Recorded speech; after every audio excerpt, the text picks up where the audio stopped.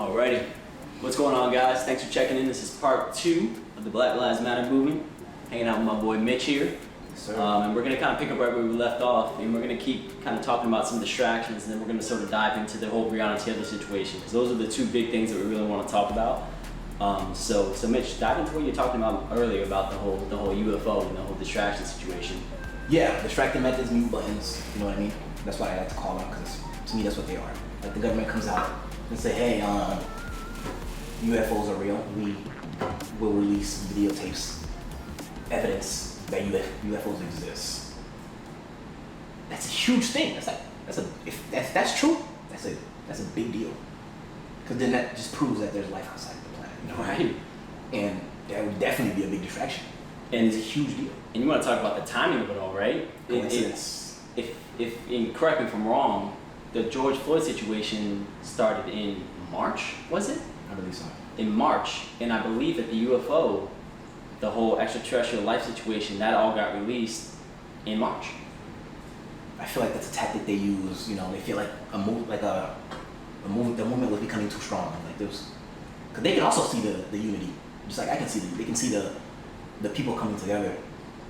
And I can tell you that is not a good thing for a government. Like if everyone's on the same side, that's not good for the government, you know what I mean? So I feel like, because the government, I think it's safe to say government's made out of intelligent people. They know what they're doing. 100%. Nothing they release is Like by chance. It's all strategic. Strategy. They know what they're doing. These are very educated people, you know, versus the mass that don't like educating themselves, you know what I mean? They listen to the media, and whatever they agree with is what they're stuck believing. That's bad. Like earlier, you educated me on something, and I appreciate that. You told me you explained to me the Breonna Taylor situation. You told me about the things that I did not know. And like, I was focused on a lot of other situations. Of course I knew about that, you know what I mean? But I was reading about a lot of other things, you know what I mean? I didn't get into it yet, and I appreciate that you educated me. Before me, like knowing about what you told me earlier, I had a different perspective. Right, and that's, I appreciate that, Mitch. Thank you. You know, and again, you know, thank you. You know, the whole reason why we're sitting here again. Thank you for opening up your ears and allowing yourself to hear me, right, and to allow me to kind of just step behind you, right, and just try to support you, support the whole Black Lives Matter movement, and just support the whole community, right? Yeah. So at the end of the day, like we had talked about in part 1, it's not a color thing, right? It's good versus bad, right? It's racism versus everything else, right? And that's one thing that's powerful, right? And yeah, so with the whole Breonna Taylor situation, it was interesting because even myself, I found myself once I started to educate myself more on the whole situation and really figure out how everything went down to the best of my abilities, of course. Mm-hmm. It changed the way I saw things. And again, that kind of goes along with what we were talking about earlier about education, right? Mm-hmm. The education will break what you believe to be is true and make you progress and turn into a different individual, turn into a different mind, right? And what was so alarming to me about the whole Breonna Taylor situation, if you guys don't know, pretty much Breonna Taylor was sleeping with her boyfriend. Yeah. There was a warrant to enter the premise. 3 unmarked or 3 agents or officers, unidentified cops, right, in regular street clothes like you and I, right, breached the apartment in the wee hours of the night. If that were to happen to me, I would have the same reaction as Breonna Taylor's boyfriend, which was grab my firearm, which I was legally able to have, and I was licensed, and defend myself and defend somebody that I love, right? I pray to God that will never happen to me, but if I was in that situation, I would do the same thing. He shot and injured one of the officers. The 3 officers combined shot back 20 times. 20 times. And hit Breonna Taylor 8 times. And she died in her sleep. Unfortunately. Now my question, a bunch of questions. First question, well, and let's actually more information. The whole reason why they were going into the apartment in the first place was because Breonna Taylor previously had dated 2 drug dealers that they were trying to locate, which they knew was already within a 10-mile radius of the premise. If you know the individual's names, you can figure out where they live. Why do you not have spies on them at all times? You should know where they're going before they know. Agreed. Why do you have to go into a different premise in a 10-mile radius, by the way, which is not that far, unmarked, breach the apartment at nighttime? They knew they were there. Why was that the strategy? Why was that the strategy? You know what I'm saying? And then my second question is, if you're gonna do that, why would you not? This is what's so funny to me, and this kind of just came to me now. If you look at every kind of situation, whether it's like cops or whatever the case may be, how many times have you ever seen a police officer breach a premise and not be in body armor? Don't worry, I'll wait. Okay. I've never seen that before, ever. But in this situation, they didn't do that. Yes, I understand a lot about that, because if I'm sleeping with my girlfriend, whatever charges I have against me, whatever I'm being accused of, Which, by the way, that's not going to be the first thing that comes to my mind. there was nothing there, by the way. Yeah. There was So nothing there. Nothing. Nothing. Good. So if I'm sleeping, you know, I hope we can all agree on this. If I'm sleeping, three guys in just regular clothes just come into my house. It's on. Like, We're hey, guys, dancing. like, who are you? Bro, we're dancing. That's it. I will feel endangered in that situation. Yes. Who would not? Like, whether you committed a crime or not, doesn't dismiss the fact that these unidentified men, like, I'm pretty sure he didn't wake up out of his sleep and be like, hey, you guys are cops, right? Yeah, you know what I mean? And just to kind of add on to that before you continue, based off of what I have read, the sheriff, the chief sheriff, and the chief sergeant were on the premise at the time. Wow. And on top of that, when they breached the apartment, as far as I understand, and again, I'm not a cop, and by the way, thank you to everybody who serves for us. Appreciate you guys. We're not trying to bash cops or anything. No, yeah, like that, appreciate so cops, man. Just want to let you guys know that right now. It has nothing to do with Blue Lie. I love everybody. And thank you guys so much. Yeah, facts. But as far as I understand, whenever you breach a premise, you have to pronounce warrant or a search and seize warrant, or you pronounce something, right, to alert the premise that there is something going on. As far as I understand, I don't know if that's true or not, but from what I read, they did not do that. Even more reason, again, if I'm sleeping in the wee hours of the night and somebody breaks down my door, bro, we're gonna dance. Yeah. We're gonna dance. It's just what it's gonna be. First thing that's gonna come my head out of my sleep is I'm being robbed. Because the thing about it is Danger. fight or flight. Where you gonna run? The door's there. He's there in front of you. Where you gonna go? Exactly. Yeah. Someone's breaking into my arm. Someone's breaking into my house. I'm going to assume they're armed. Right, and not only one, 3. Yeah. I'm going to just assume my life is in danger. I hope I'm just not wrong for that. Why would you not? I really feel like that would be the human natural. That would be the natural human reaction to do that. Response, yeah. You know what I'm saying? Yes. And what's so crazy to me is that through all of this, those 3 officers that breached that premise and that took Breonna Taylor's life, they're just walking around chilling still. Yeah. Nothing has come of that yet, and equally as alarming because this happened in the same time frame as the whole George Floyd situation. I believe Breonna Taylor was maybe a month later or 2 months later. Not really sure. But it was in the past 5 months, for sure. It is definitely recent, yeah. And it's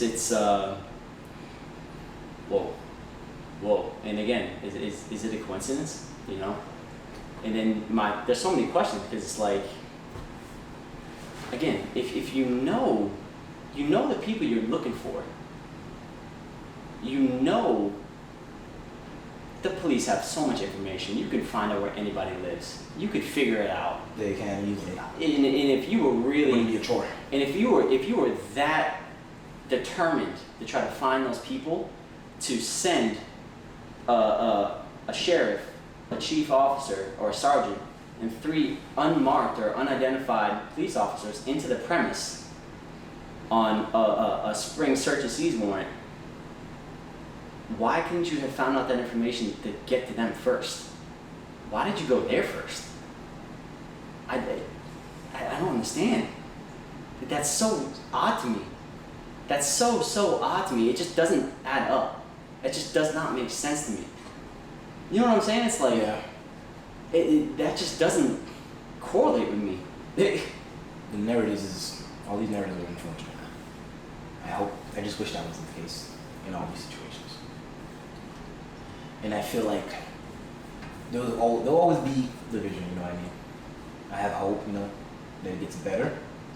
But for as long as we are different, I feel like we will always have differences. You know what I mean?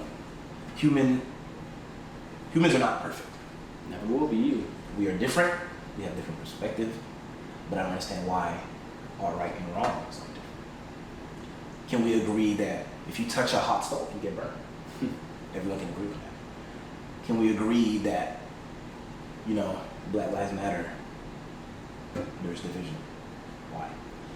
Why does that offend some people? I don't understand why. At a point, like I brought up earlier, we were asking for civil rights. That was a controversial thing. Civil rights, man.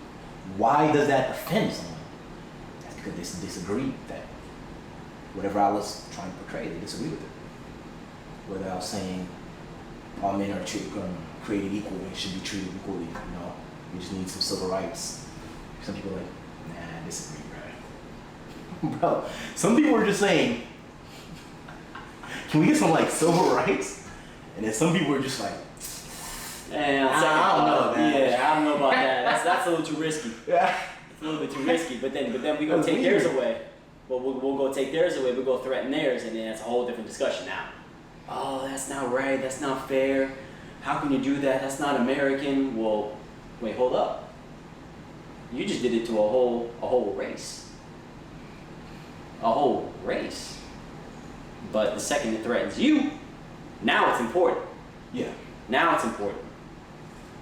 You know what I'm saying? Again, and I think a lot of it is a lack of perspective, right? Yeah. A lack of perspective. I don't know how much time we have, but I do want to eventually get into kneeling for the national anthem. Oh, we got lots of time. We can make this a 3-part if we need to, brother. I'm good for that. Part 6, 7, 8, 9, 10. We might have to do a lot of controversy, man. Come on, man. But, okay, there are some people saying, you shouldn't kneel for the national anthem. It's a representation of America and unifying us all. Okay, cool.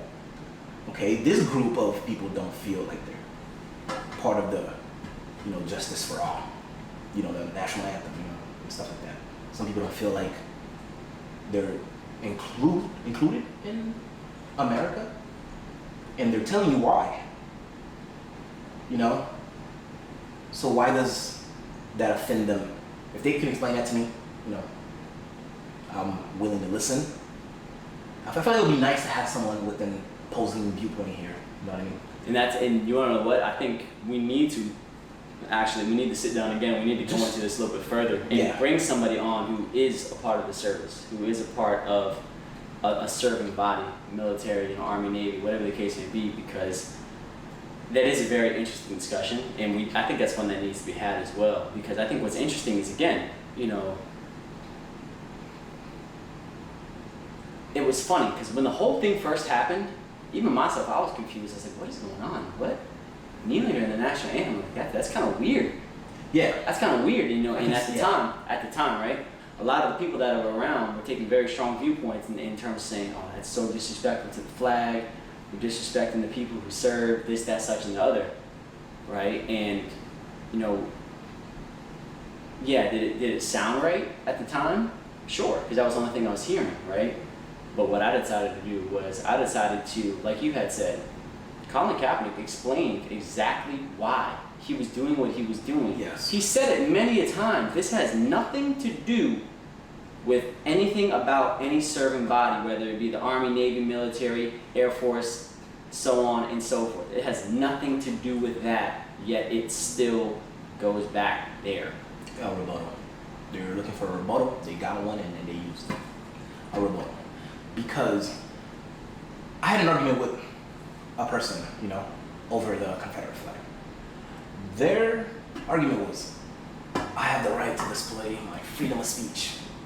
You know what I mean? The United States Army, they fought for my freedom of speech. I have the right to display it. Okay, yes. How about when I try to display my freedom of speech? Then it becomes, hey, no, you don't do that. That's wrong. Like I would like to have this.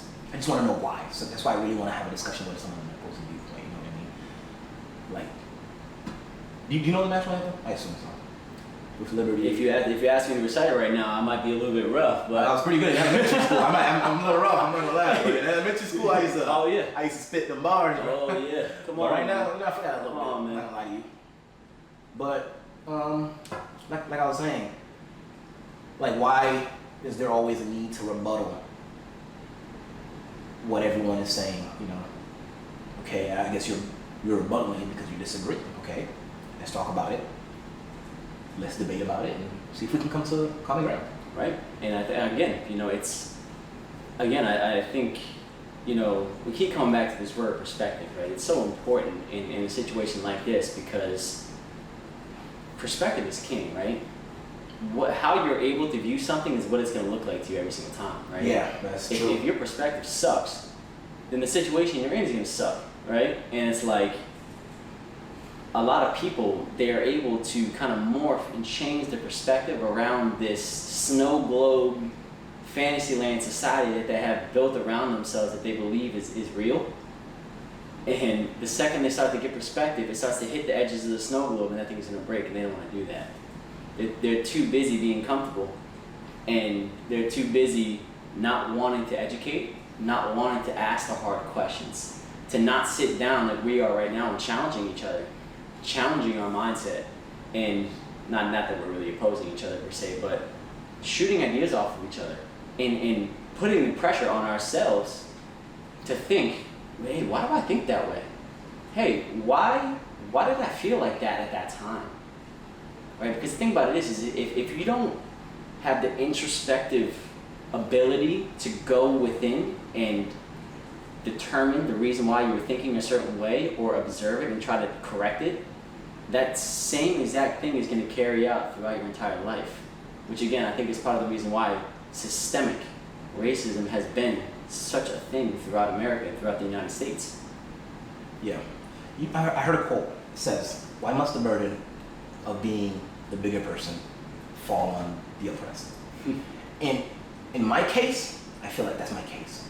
Most of these conversations, I can easily understand, like the point he brought to me, hey, national anthem represents our country. I understand that. I don't particularly agree with, what you're trying to say, but I can understand your point right there. So why can't you understand any of my points? You know what I mean? Like, why can't you understand any of my points? Why are my points so, in your eyes, wrong that you refuse to try? All I'm asking is at least try to understand. That's at least. Just try to understand. And what I want to do is, we're going to wrap up episode 2, and we're going to close this out. And then in episode 3, what we're going to do is we're going to talk about the trends that Mitch was talking about, right? And what we're going to do is we're going to talk about how the trends that we see and the questions that don't have answered, how those vary, and how those change somebody's reality in terms of the whole Black Lives Matter movement, because I think there was a big correlation there. So thank everybody for watching. This was part 2 of the sit down with my man Mitch, Rico Suave over here. And we'll be back at you again soon with part 3. And we'll see you soon. Yes, sir. Hey, what's going on, guys? If you're seeing this video, that means you made it to the end of the video I just posted, so congratulations. Now you get to see me looking like this.